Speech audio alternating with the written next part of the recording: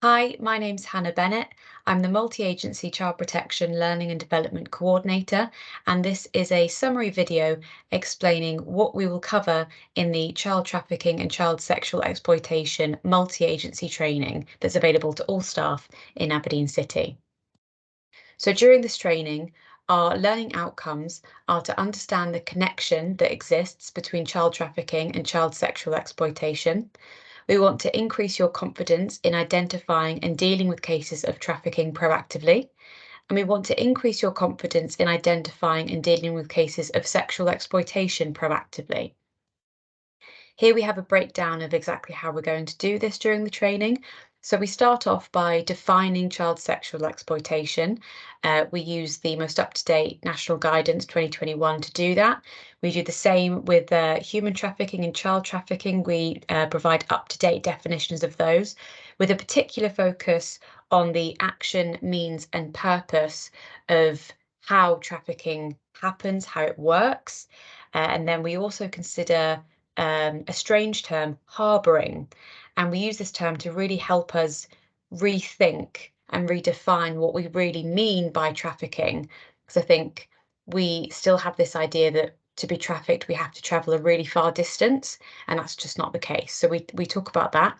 We also look at how children are recruited and how they're impacted by being trafficked. So we consider all of the different forms of abuse that may happen to a child during their trafficking journey, from being sexually exploited to neglected to physically harmed, to suffering PTSD, anxiety, lasting trauma. So we discuss that at length. We look at the law and human trafficking. We discuss some important legislation. We look at the symptoms of trafficking. So that would be things like spotting a child who has a very similar story for why they are at a house that they aren't registered at as living at, with lots of other children who are all unrelated but are all there visiting an adult. If they all have very similar stories about why they're there, it suggests rehearsal. They've been told what to say. We also have to consider signs like truancy from school, or unofficial adoptions or fostering placements where they're kind of living with someone that's not been registered anywhere. No one knew that that child was living with that person. So we discuss all the different kinds of ways that a young person or a child could show us signs that they are being trafficked. We also complete a case study. It's based on a local case that happened in Aberdeen a few years ago with a young man. So we look at what happened during that incident and how it was handled, and the challenges that we faced in supporting that young person, and what we're doing now, what we're doing differently.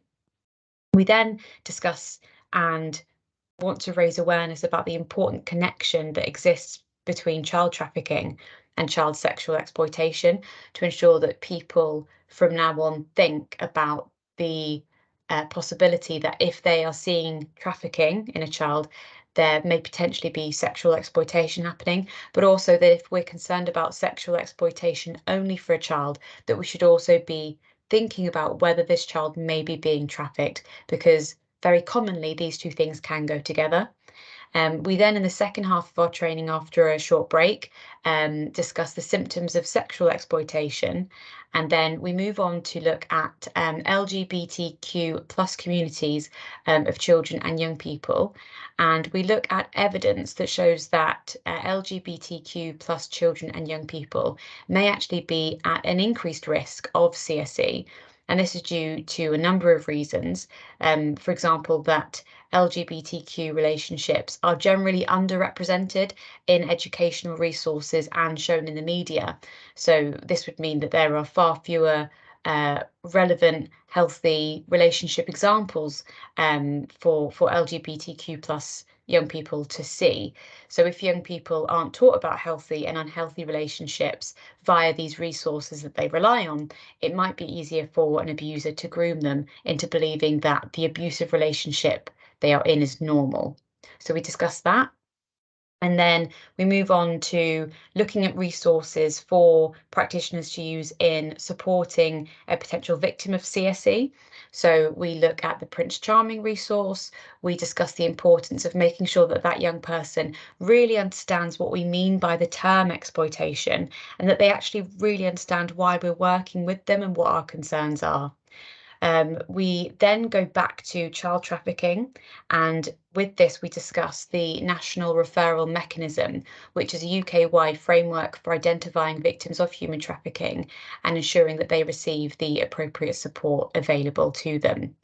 So this encompasses a brief overview of what this training is all about, and if you feel it would benefit you to attend or for a colleague to attend, then please consider signing up via the Aberdeen Protects website on our events page.